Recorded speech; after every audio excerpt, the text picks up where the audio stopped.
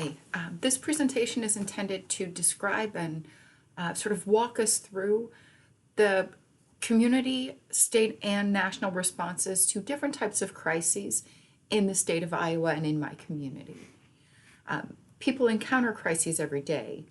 Some are discrete events that only affect individuals, like housing instability and suicidal crises. Others affect entire communities, like a natural and man-made disaster. Still, others impact an entire nation, like affordable housing crisis and economic recession.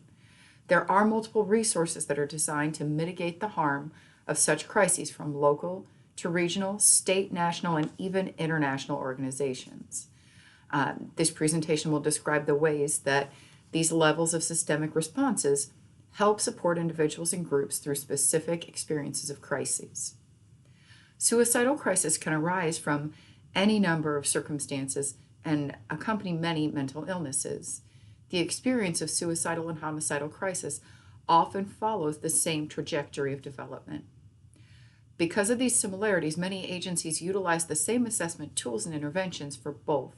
In my community, there is a pathway from the National Mental Health Crisis Line that can connect an individual to the appropriate local resource or intervention.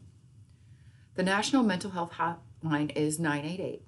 It's staffed 24 hours a day, 7 days a week, and is capable of performing suicide and homicide risk assessments and interventions via the telephone. In the event that a caller is at high risk for attempting suicide or homicide, 988 collaborates with the local police department to provide an immediate response. At this point, homicide interventions follow a different path than suicide interventions. They are taken over by law enforcement, and individuals are either transported to jail or the local hospital within the state of Iowa. If the caller needs different resources for a suicidal crisis than 988 can provide, they will be transferred to their local mental health crisis intervention agency. In Lynn County, Iowa, where I live, the first crisis intervention is a crisis line that is staffed by Foundation 2. It is also staffed 24 hours a day, 7 days a week, much like the national hotline. This agency provides crisis line interventions, but also offers a program called Mobile Crisis Outreach. Under this program, a pair of crisis counselors is dispatched to the individual's location to provide in-person interventions. If it's determined that a higher level of care is needed, people in the East Central region of Iowa can utilize crisis stabilization beds at the Mental Health Access Center. This is a voluntary behavioral health unit that provides 24-hour psychiatric nursing staff support and twice daily visits from mental health professionals during the business week. This is not a locked unit. People are free to leave at any point. However, if they leave, it is considered a discharge and they cannot return. This is to prevent individuals from gaining access to substances that might harm them and then returning to the access center with harmful substances. If at any point they choose to leave, they are not prevented from re-entering the program. However, they are not allowed to return within 5 days to utilize the same service. And they must undergo an additional screening process to see if they still meet the criteria. If a suicidal client requires a higher level of security than can be provided by voluntary crisis stabilization bed placement, then they're transported either to the local hospital or to an additional intervention at Iowa City's GuideLink that can provide withdrawal support from any substances. From national crisis lines to state, regional, and local interventions, the Stanley Brown Safety Plan model for suicide crisis stabilization and intervention is typically the structure that's used for interventions. The model is rooted in cognitive behavioral therapy theories, and this method helps a client move from being reactive and self-absorbed to responsive and self-aware. If a client is able to follow through with all of the coping skills and access the support persons they identify, it will help them turn outward and focus on others to help them stay connected to hope. This method is based on the cognitive behavioral model of therapy and focuses on an individual's ability to explore their thoughts, choose their actions, and change their situation, even their mental state, by using behavioral activation techniques.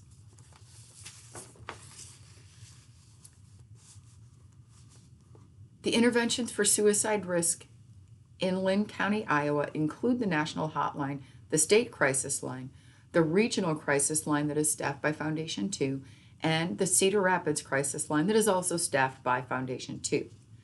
Within the East Central region, individuals have access to mobile crisis outreach counselors who dispatch to their location or to crisis stabilization voluntary residential treatments.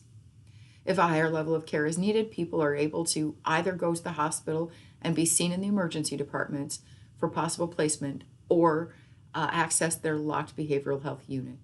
Homicide crises presenting with imminent risk are referred to local or state police. The assessments for traumas that precede homicide or suicidal crises are few and far between. Suicide risk interventions in the state of Iowa screen specifically for substance use disorder and for a history of traumatic brain injury. However, as crisis counselors listen to clients, they are always mindful of events that led up to the crisis and are seeking key information to refer clients for appropriate help. When a client is no longer in active crisis, there are several organizations that specialize in trauma-informed care for adverse experiences specific to my community. The Riverview Center in Cedar Rapids is the regional comprehensive provider for sexual assault recovery support. Chains Interrupted serves survivors of human trafficking, and Friends of the Family specializes in supporting survivors of intimate partner violence. The comprehensive provider for housing services in Eastern Central Iowa is Waypoint Housing and Sheltering Services. The overlap of adverse experience and housing instability requires that Waypoint collaborate with Riverview, Chains Interrupted, and Friends of the Family to support clients. To facilitate this collaboration, each of these agencies utilizes a screening tool called the Vulnerability Index Service Prioritization Assistance Tool, or the VI-SPDAT. This screening tool collects comprehensive background information from the individual or family, including their experience of mental illness, trauma, and violence. So at this point, clients experience a trauma screening. Each type of crisis intervention is guided by trauma-informed principles. Nearly all services are voluntary with the exception of law enforcement interventions and forced hospitalizations. These interventions are collaborative, meaning that the client is the expert of their own experience and they decide what actions will be most helpful. The intervention specialist does not make decisions for the client. Instead, they help the client follow through with the steps that they have identified as most helpful to resolve their crisis. It is important to note that many clients have unrealistic expectations of what types of resources are available and how they are distributed. Clients often do not get what they want, but rather are supported to build plans based on the available resources.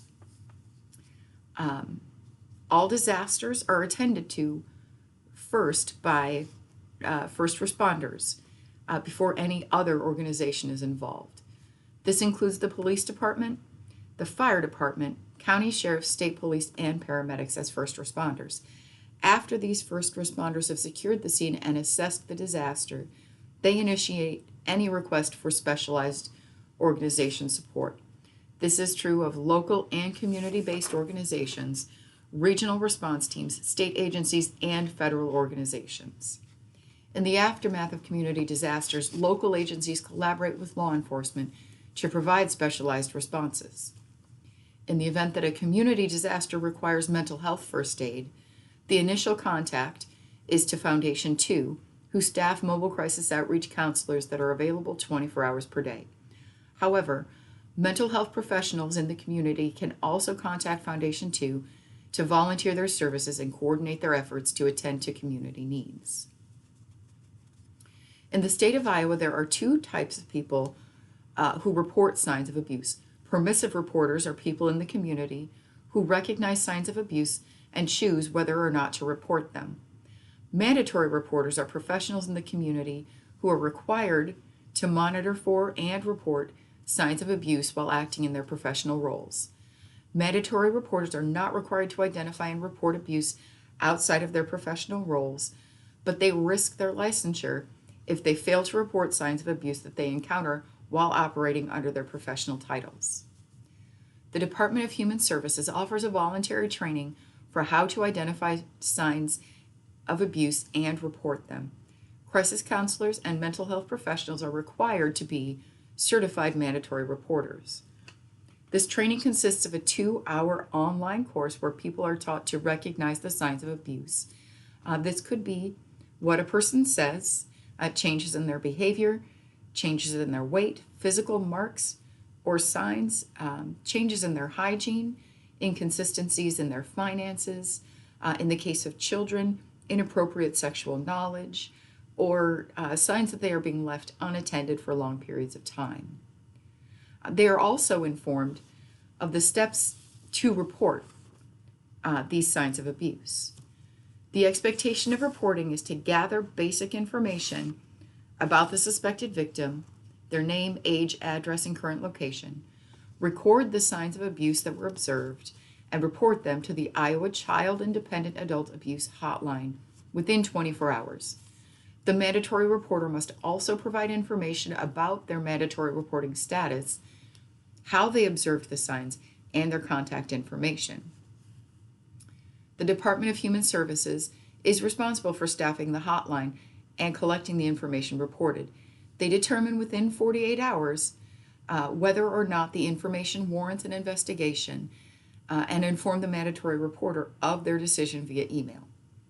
DHS may determine that the suspected victim is in imminent danger and remove them from the situation.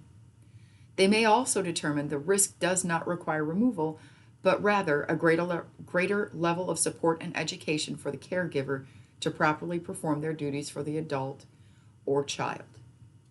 In this instance, a DHS caseworker may require the caregiver to attend educational classes, obtain qualified child care, draw on community resources for adequate food, or prevent a harmful person from gaining access to the victim.